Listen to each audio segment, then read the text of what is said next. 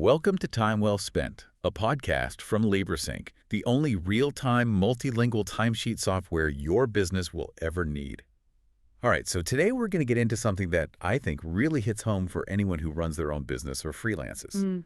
We're talking about protecting your margins and maybe even more importantly, your time. It all comes down to client vetting. You know, that critical process before you even think about signing a contract. Right. And there's this one frustration we see all the time, which a recent LaborSync blog article really nailed.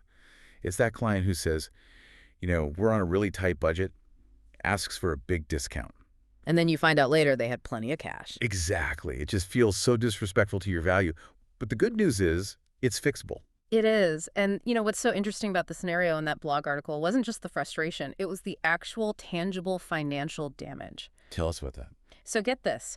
A consultant gives a 30% discount to a founder who claimed to be a first-timer, only to find out, mid-project, that this same client was trying to decide between a $45,000 and a $60,000 inventory order. Wow. And had a few successful business exits already. So, yeah, it wasn't a tight budget. It was just a negotiation tactic. So what's the lesson there? I mean, the core lesson is pretty simple. You lead with empathy, of course. You want to understand where they're coming from. But you have to decide with facts. Vetting isn't about being suspicious. It's just about alignment. Right. Aligning expectations with reality. And I think where this gets really damaging, the part people miss, is that the discount itself, that 30%, is actually the least painful part. Yeah. The hidden costs are what really get you. Oh, absolutely. The invisible costs are killer. Yeah. When you sign a client like that, you immediately get what we call priority creep. Priority creep. Yeah. Suddenly you're shuffling your whole calendar for the client who pays you the least. You end up rushing work for your best clients. And then there's the emotional cost, right? You start second guessing your own advice just to protect their budget. And all that time you're spending, you're probably passing on inquiries from clients who are a much better fit. Exactly. Because you're at capacity with the wrong person. The true cost is just astronomical. Okay, so the problem is a lack of good information. How do we build a simple framework to get those facts up front? Look, the solution is turning that initial call into a really simple 30-minute vetting session. It's your truth serum. I like that. It starts with just two key questions. First, you ask about their background, something like, have you launched a project like this before? Okay, that makes sense. And second, you bring up the budget range right away. But, and this is crucial, you ask them first, what kind of range were you thinking for a project like this? Wait, that's interesting. Why is it so important to have them say the number first? Because you avoid anchoring yourself too low. If they come out with a number that's way off, you know immediately that you're talking about a much smaller scope.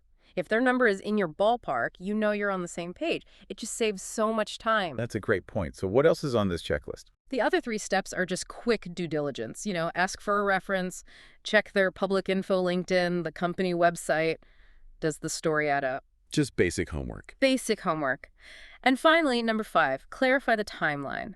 Is this project urgent and constrained, or is it flexible and well-funded? That tells you everything about whether you'll be respected or rushed. And with a framework like that, you don't even need to consider those big, desperate discounts. The blog article mentioned 3 clear alternatives, right? That's right. If they ask for a discount, you can offer a payment plan. Same total cost, just spread out. Or reduce the scope. A smaller package with really clear deliverables. Exactly. And if their budget just doesn't fit the minimum scope you need to do a good job, you just gracefully refer them to someone else. It's about setting boundaries. You know, all this boundary setting connects right back to operational clarity. While the vetting is all human to human, a tool like LaborSync can really help on the back end. How so? Well, you can use job codes and project notes that are tied directly to that scope you agreed on. It makes it really easy for your whole team to see when something is starting to creep outside those boundaries you set. So you can spot that scope creep early. That's smart. Look, at the end of the day, it all comes back to this. You are running a business, not a charity. Your calendar is premium real estate. You have to vet early, set those boundaries, and protect your margins. This episode of Time Well Spent was brought to you by LaborSync. Track employee hours and job site locations in real time from any device. Start your risk-free trial today at laborsync.com.